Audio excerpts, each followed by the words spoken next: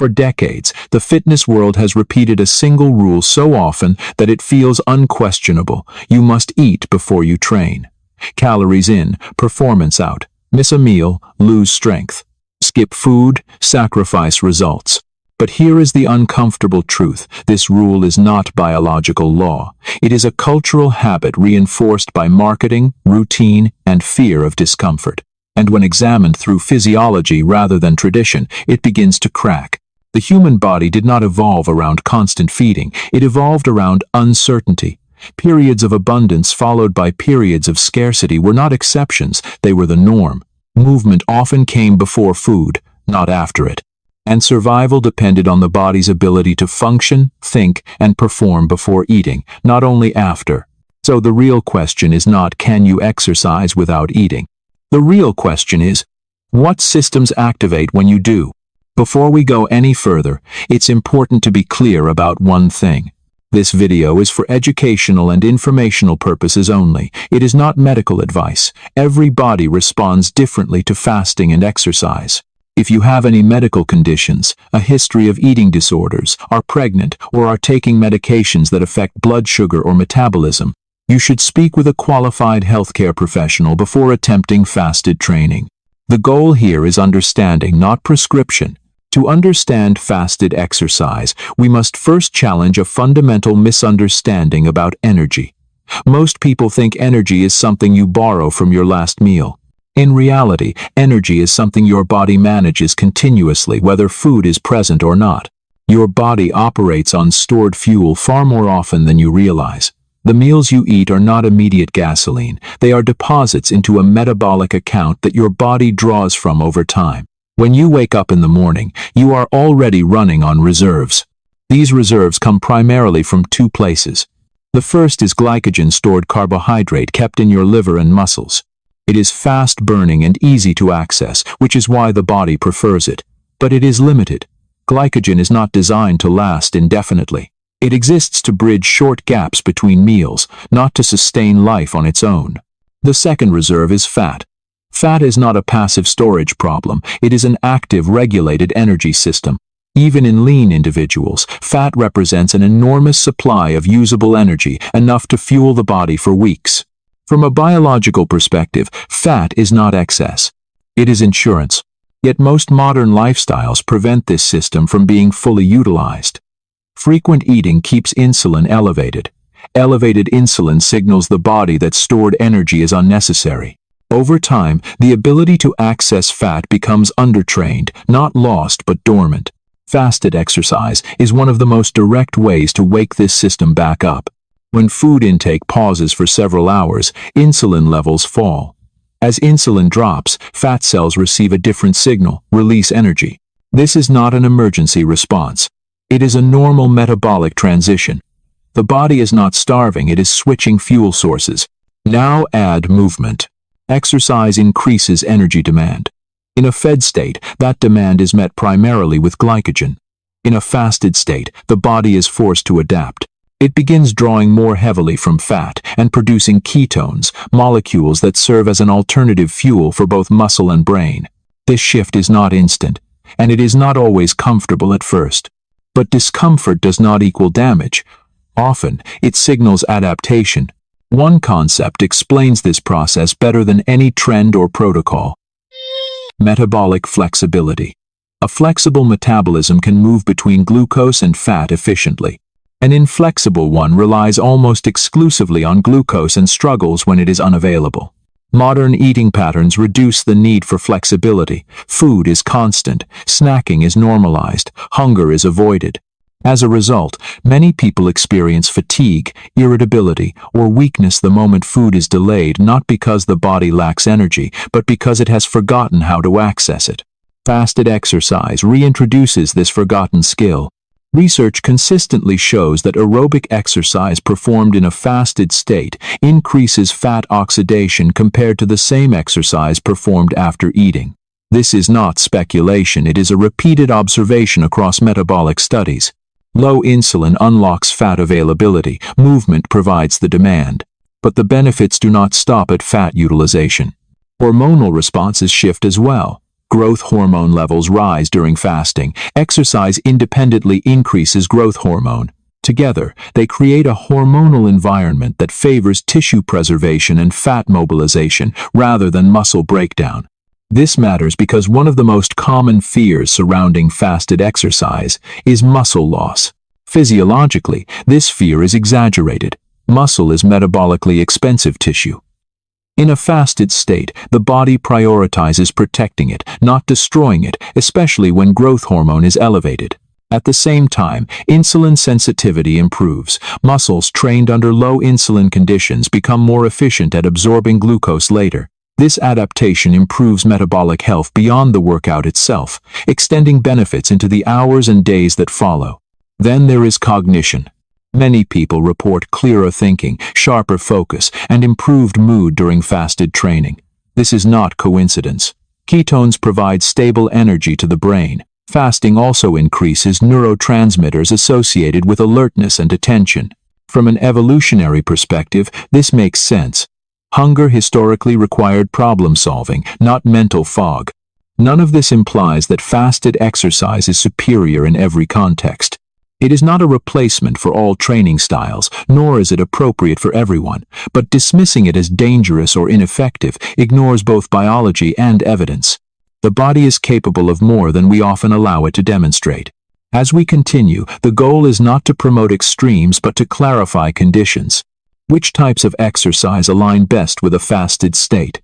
Which ones require caution? And how does adaptation change the experience over time? Understanding these distinctions is what separates informed training from rigid belief. Once the body shifts into a fasted state, the question is no longer whether it has energy, but how that energy is accessed and used.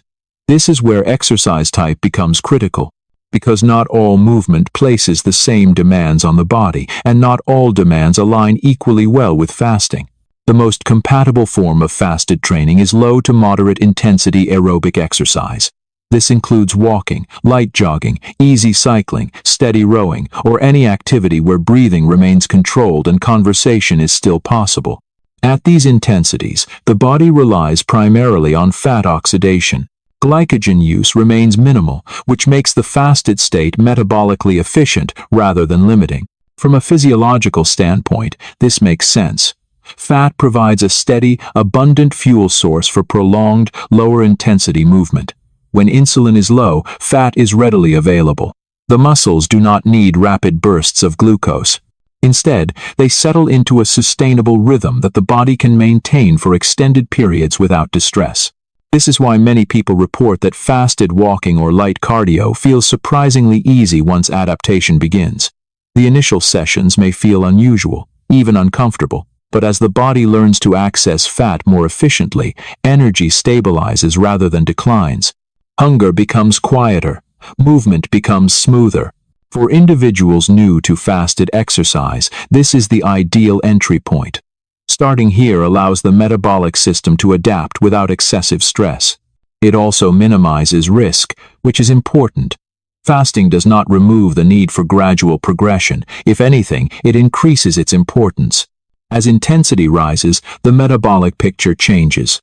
High-intensity exercise such as sprinting, high-intensity interval training, explosive circuits, or maximal effort conditioning relies far more heavily on glycogen. These activities demand rapid energy delivery. Fat metabolism, while efficient, cannot supply fuel at the same speed required for maximal output.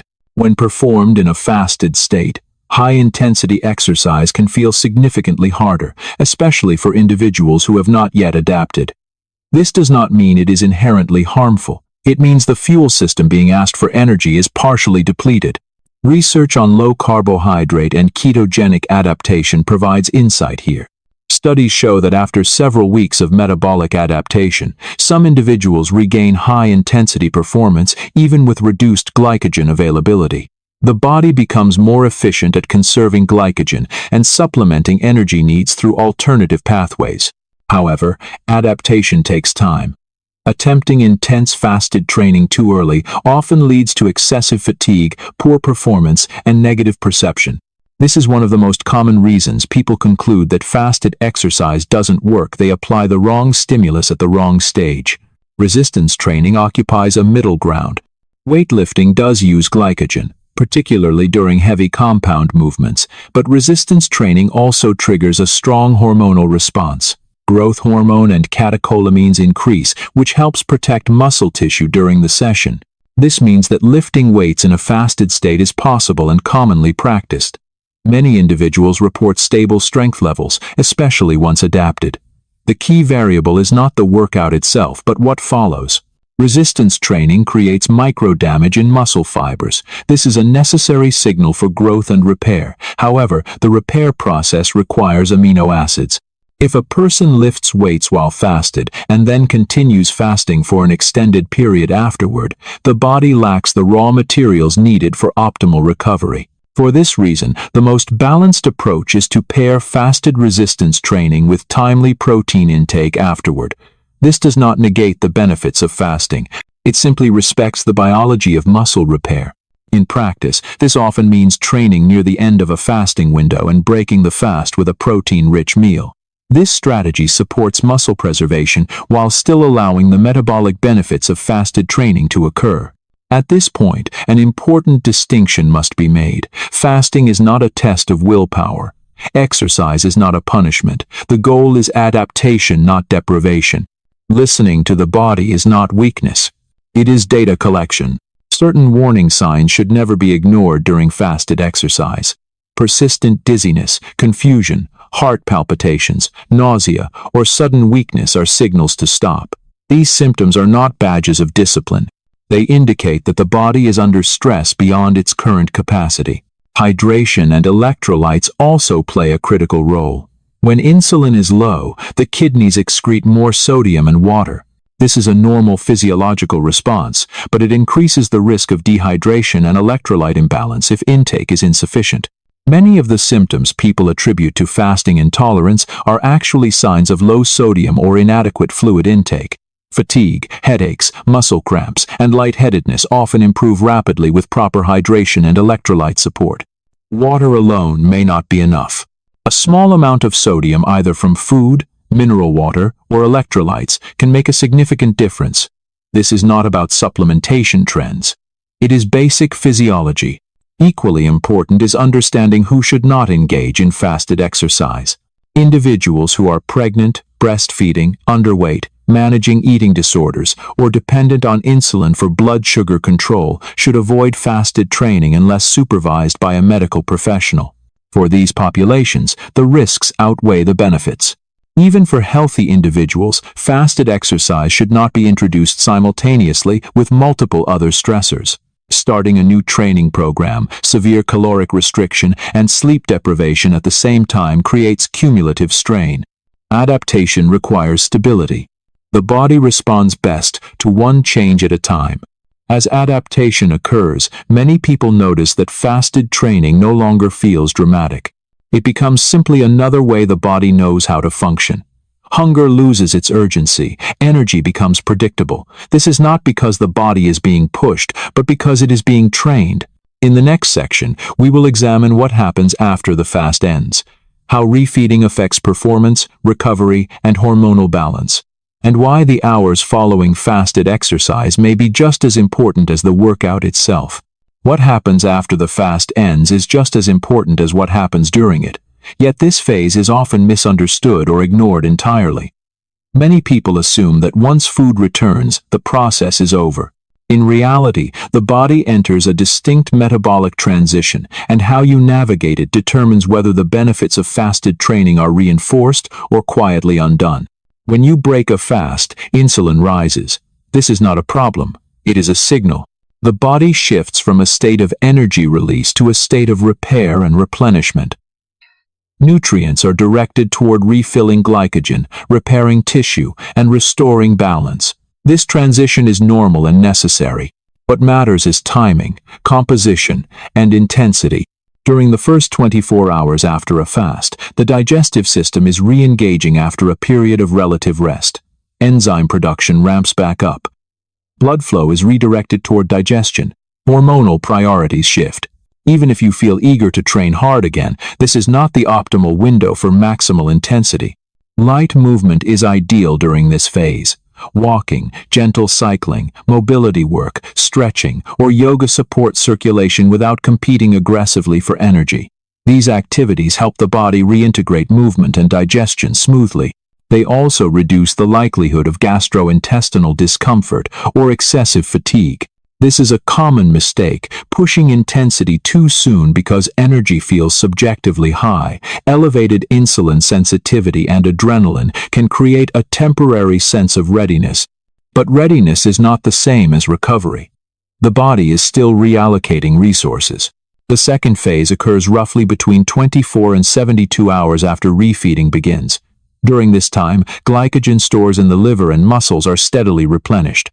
The speed of this process depends on carbohydrate intake, activity level, and individual metabolism. It does not happen instantly.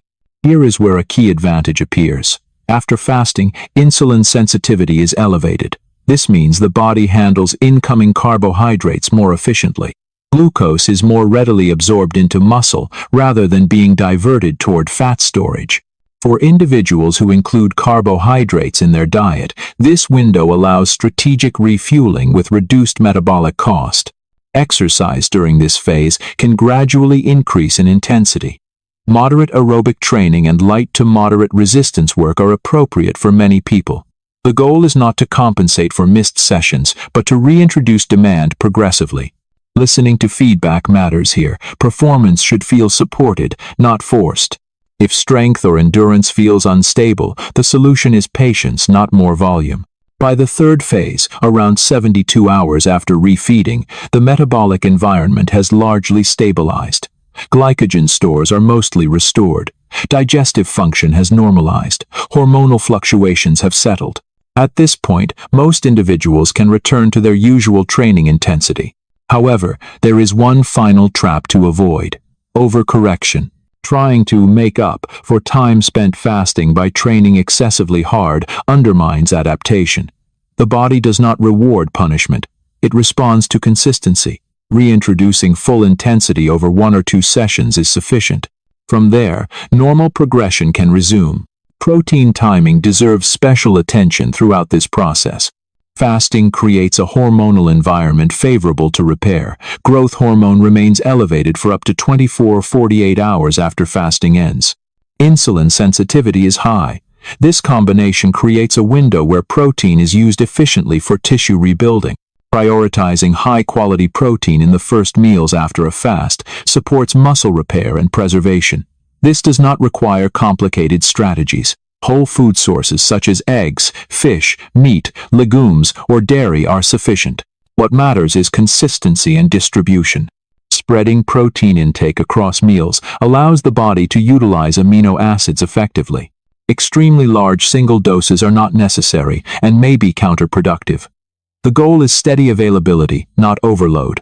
It is also important to address a misconception. Fasted training does not mean training depleted forever. Refeeding is not failure, it is completion. The cycle only works when both phases, fasting and refeeding, are respected. Another often overlooked element is psychological rebound.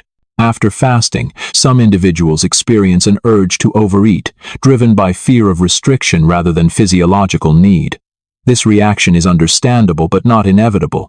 Structured refeeding reduces this risk. Eating intentionally rather than reactively helps maintain the benefits gained during fasting. Slowing down, choosing nutrient-dense foods, and paying attention to satiety cues restores trust in the body's signals.